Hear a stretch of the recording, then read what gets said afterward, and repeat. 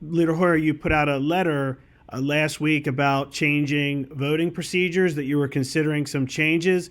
Are you allowing members of Congress in the House to vote remotely during this coronavirus pandemic?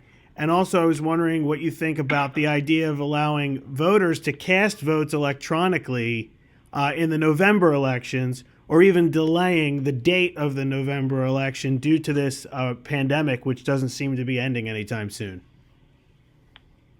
Well, thanks for the question. First, let me say we had discussions this morning about that. We have a report from the Rules Committee and the House Rules Committee on how we could vote virtually, if you effect, or e-voting by members. Obviously, a lot of members are, first of all, self-quarantine at this point in time. We had a United States Senator who's come down with that. We have a member of the House who's in the hospital, Ben McAdams from Utah, with the virus. And we have another member, a Republican member from Florida, Mario Diaz-Balart, who has been tested positive. So it's a real concern for members, and that is under consideration now. No decision has been made, but members are going to do their job. They're going to take action when action is possible, and we reach agreement. And there are a lot of ways we can do that, and we're discussing them. So that has not yet been decided.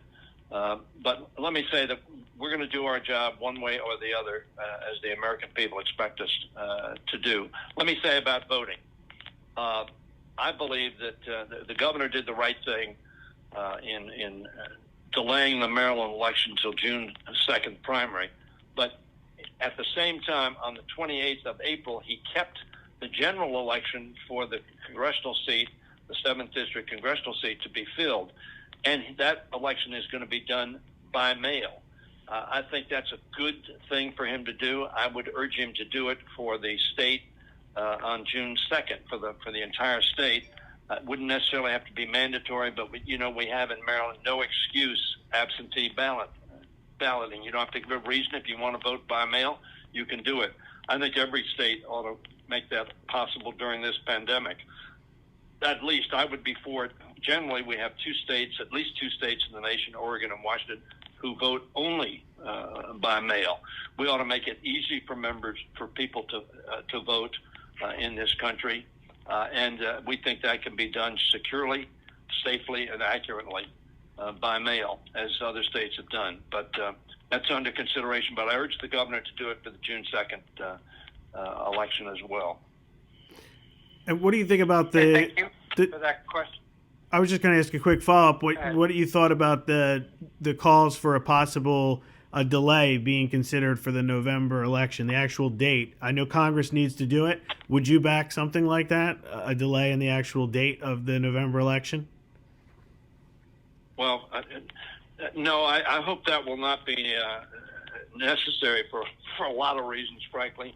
But I don't think that's necessary. For instance, when we talk about voting by mail, people can do that. And if it comes to it, and we still have the virus that is requiring and best practices being away from one another, disaggregated, then I think we ought to go to an election by mail. But I think it's very, very important for the American people to be able to select as a commander-in-chief, particularly at a time when we have great challenges in our country, the person of their choice.